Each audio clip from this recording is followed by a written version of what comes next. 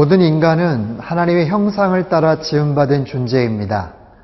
하나님의 아름답고 거룩한 그리고 사랑이 넘치는 그 고귀한 하나님의 형상. 하지만 아담의 범죄로 인해서 그 하나님의 형상이 깨어졌죠. 그래서 예수님께서 이 땅에 오셨고 예수 그리스도의 그 보혈의 능력으로 인해서 우리 안에서 그 하나님의 형상은 조금씩 회복되어져 갑니다. 아마 저 천국 하늘나라에 가서는 그 깨어진 하나님의 형상이 완벽하게 복원이 되겠죠. 그 하늘나라 천국에서 회복되어질 것들이 참 많을 겁니다. 그 아름답고 찬란한 그 천국의 모습들, 또한 무엇이 다시 회복될 것인지 오늘 본문을 통해서 말씀하고 계십니다. 말씀의 세계로 여러분을 초대합니다.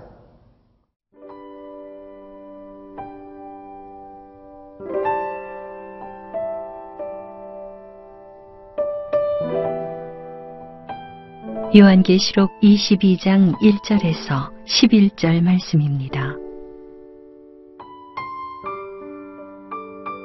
또 그가 수정같이 맑은 생명수의 강을 내게 보이니 하나님과 및 어린 양의 보좌로부터 나와서 길 가운데로 흐르더라.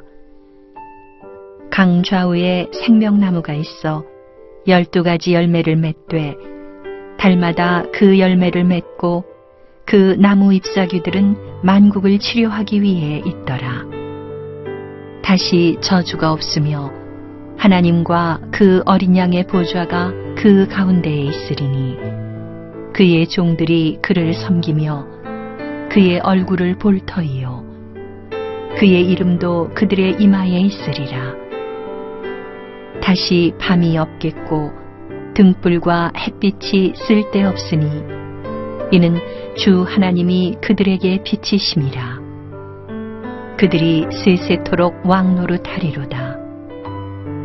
또 그가 내게 말하기를 이 말은 신실하고 참된지라. 주 곧 선지자들의 영의 하나님이 그의 종들에게 반드시 속히 되어질 일을 보이시려고 그의 천사를 보내셨도다. 보라, 내가 속히 오리니 이 두루마리의 예언의 말씀을 지키는 자는 복이 있으리라 하더라. 이것들을 보고 들은 자는 나 요한이니 내가 듣고 볼 때에 이 일을 내게 보이던 천사의 발 앞에 경배하려고 엎드렸더니 그가 내게 말하기를 나는 너와 네 형제 선지자들과 또 이 두루마리의 말을 지키는 자들과 함께 된 종이니 그리하지 말고 하나님께 경배하라 하더라. 또 내게 말하되 이 두루마리의 예언의 말씀을 인봉하지 말라. 때가 가까우니라. 불의를 행하는 자는 그대로 불의를 행하고 더러운 자는 그대로 더럽고 의로운 자는 그대로 의를 행하고 거룩한 자는 그대로 거룩하게 하라. 새 예루살렘, 그 천국은 놀라운 회복이 있는 곳입니다. 무엇보다도 오늘 본문에 보면 생명수와 생명나무가 다시 회복됩니다.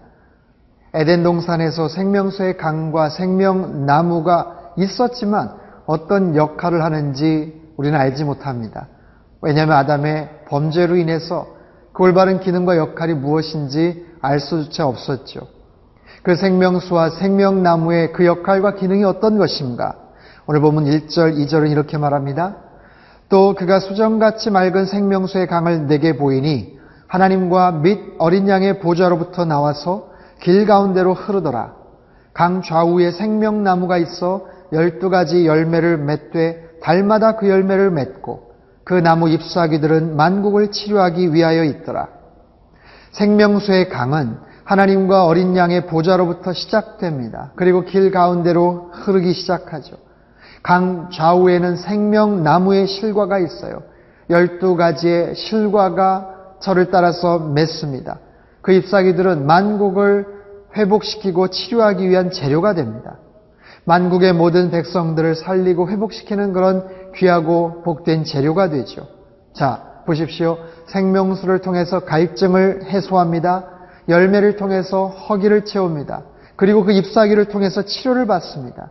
우린 여기서 하나님의 무한한 사랑과 우리를 향하신 그 애정을 엿볼 수가 있어요. 하나님의 사랑에는 분명한 목적이 있습니다. 우리가 풍성하기를 원하고 우리가 복되고 잘 살기를 원하시는 거예요. 반면에 사단은 우리를 멸망시키려고 합니다. 하나님 우리를 살리시려고 하지만 사단은 우리를 죽이려고 하고 멸망시키려고 하죠. 하나님께서 우리를 향하신 그 사랑의 깊이와 넓이와 부피와 그 높이는 실로 측량할 수가 없는 너무나도 귀한 그런 모습이죠. 또한 천국에서는 하나님과의 관계가 온전히 회복이 됩니다. 본문 3절과 4절입니다. 다시 저주가 없으며 하나님과 그 어린 양의 보좌가 그 가운데 있으리니 그의 종들이 그를 섬기며 그의 얼굴을 볼 터이요. 자, 하나님과 그 어린 양의 보좌가 가운데 있는데 그의 종들이 그를 섬긴다고 말을 해요. 그리고 그의 얼굴을 볼 것이고 우리가 그의 얼굴을 볼 수 있다라고 말씀합니다. 이것은 완벽한 하나님과의 관계 회복을 의미하죠. 하나님의 얼굴을 볼 수 있다라는 것, 그것은 상상할 수도 없었던 일이에요. 아니, 가능하지도 않았던 그런 일입니다. 그래서 이 땅에서도 하나님의 뜻을 구분하기가 참 어려웠습니다. 하나님의 뜻을 분간하기가 너무나도 어려웠죠. 사도 바울이 말하듯 거울과 거울로 보는 것처럼 너무나도 흐릿했고 모든 것을 부분적으로 알 수밖에 없었던 이 땅에서의 모든 삶이에요.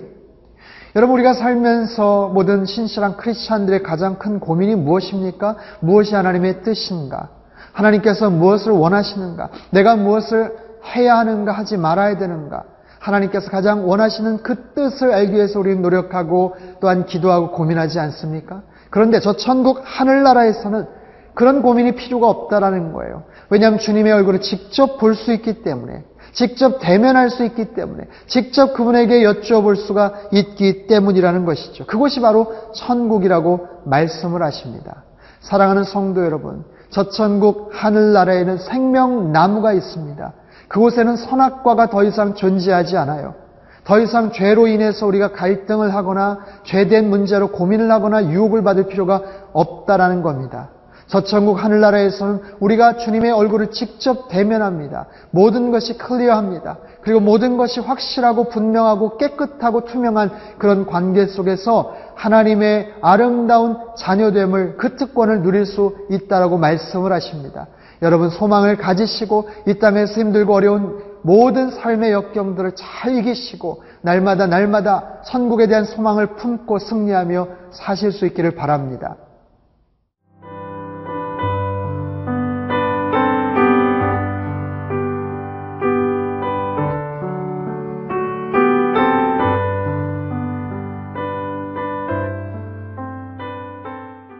오늘 본문 7절에는 이런 귀한 말씀이 소개됩니다. 보라, 내가 속히 오리니 이 두루마리의 예언의 말씀을 지키는 자는 복이 있으리라 하더라. 내가 속히 오리니, 아멘. 주님이 속히 오십니다. 마라나타, 주님께서 속히 오십니다. 초대교회에 이 말씀이 돌았죠. 주님께서 금방 오십니다. 속히 오십니다. 그래서 정말 임박한 그 종말 사상을 갖고 그들은 힘겹고 어려운 믿음 생활에서 그 신앙의 절개와 지조를 끝까지 지킬 수가 있었습니다. 하지만 생각보다 그 주님의 재림, 주님께서 오시겠다는 그 시기가 지연되자 사람들이 흔들리고 또 여러 가지 유혹을 받기도 했죠. 중요한 것은 분명히 주님께서 이 땅에 다시 오신다는 사실이에요. 그 때와 기한은 우리가 알 수 없습니다. 그 기간, 그 하나님이 생각하시는 시간과 우리가 적정하다고 생각하고 예측할 수 있는 시간은 사실상 달라요. 그래서 사도 베드로가 말한 것처럼 주께서는 하루가 천년 같고 천년이 하루 같은 이 사실을 잊지 말라라고 말씀을 하시죠. 사랑하는 성도 여러분, 예수님에 관한 가장 중요한 5가지 중요한 사실들이 있어요. 동정녀 탄생, 십자가 죽음, 부활, 승천, 그리고 마지막 재림입니다. 재림을 제외하고 나머지 4가지는 이미 다 성취가 됐죠. 이루어졌죠. 마지막 한 가지, 주님께서 다시 오시겠다는 그 사실, 그 사건만을 남겨두고 있습니다. 언제가 될지 모르지만 주님 반드시 오세요. 하지만 도적같이 오신다고 말씀을 하십니다. 그렇기 때문에 언제나 우리는 깨어서 기도하며 그 주님 다시 오실 날을 기다리며 살아가야 될 줄 믿습니다. 그 주님께서 또한 말씀하세요. 이 말씀을 지키는 자는 복이 있도다. 10절에서 이렇게 말씀하십니다. 이 두루마리의 예언의 말씀을 인봉하지 말라. 자, 무엇을 할 수 있나요? 말씀을 지키라, 말씀을 인봉하지 말라. 주님은 그 말씀의 주인 되신다라는 그런 의미예요. 여러분, 하나님께서는요, 말씀으로 역사하십니다. 하나님께서는 우리에게 말을 걸어오세요.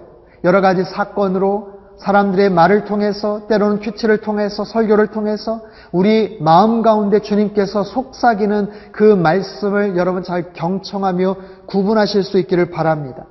그 말씀은요, 진리의 말씀이에요. 우리를 향하신 소망의 말씀이고 생명과 능력의 말씀이기도 합니다. 그렇기 때문에 그것이 어떤 내용의 말씀이든지 그 말씀 우리가 순종하면 복이 있는 거예요. 그 말씀을 순종하고 그대로 따르면 우리의 삶이 하나님께서 기뻐하시는 모습대로 이루어지는 거예요. 주님께서 하라고 하시면 순종하는 거예요. 하지 말라고 하셨으면 하고 싶지만 하지 않는 거예요. 그것이 때로는 경계의 말씀, 또 견책의 말씀, 권면의 말씀, 경고의 말씀, 때로는 축복과 위로와 소망의 말씀, 그 어떤 내용의 말씀이든지 주님께서 우리에게 뭐라고 말씀을 하시든지 우리가 순종하면 복이 있다라고 주님 말씀을 하십니다. 사랑하는 성도 여러분, 주님께서 이 땅에 다시 오시겠다고 말씀을 하세요. 그 마지막 때가 언제인지는 몰라요. 여러분, 인간에게는 두 가지 종류의 종말이 있습니다. 개인적인 종말과 역사적인 종말이에요. 그 역사적인 종말을 우리가 직접 목격하고 경험하지 못하더라도 우리 각자의 개인에게 마지막 종말이 있다는 것 누구도 부인할 수 없을 거예요. 그렇다면 그 종말의 때를 바라보면서 우리는 어떻게 살아가야 되는가? 주님께서 언급하신 것처럼 말씀 따라 순종하기를 원하세요. 그 말씀 따라 차근차근 순종하며 하나님께서 이끄시는 대로 살아갈 때 그 하나님께서 원하시는 가장 복되고 아름다운 인생을 살게 될 것이라고 우리에게 약속해 주십니다. 여러분, 말씀의 사람이 되십시오. 성령과 믿음과 또한 소망과 사랑의 그런 사람이 되십시오. 여러분 삶의 모든 거처에서 그 하나님의 말씀대로 순종하며 하나님의 영광을 드러내는 귀하고 복된 인생 되실 수 있기를 주님의 이름으로 축원합니다. 기도하겠습니다. 하나님 아버지, 저 천국 하늘나라에 들어가서 회복될 완전한 하나님과의 관계, 또 하나님의 얼굴을 우리가 직접 바라보고 또 주님께서 베푸시는 생명수와 생명나무의 실과를 먹을 것을 기대합니다. 주님께서 반드시 이 땅에 오실 것을 저희들 분명히 믿습니다. 이 땅에서 언제나 말씀대로 순종하며 살아가는 복된 인생 되도록 주님 축복하시고 역사하여 주옵소서. 존귀하신 예수님의 이름으로 감사하며 기도하옵나이다. 아멘.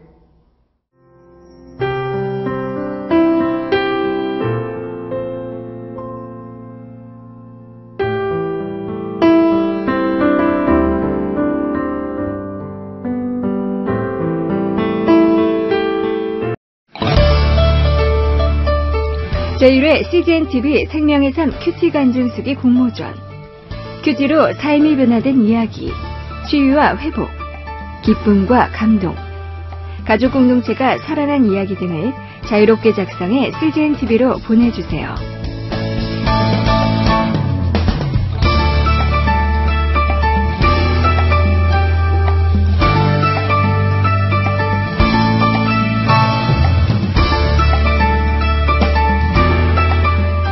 큐티 간증 수기는 우편이나 메일 주소로 보내실 수 있습니다.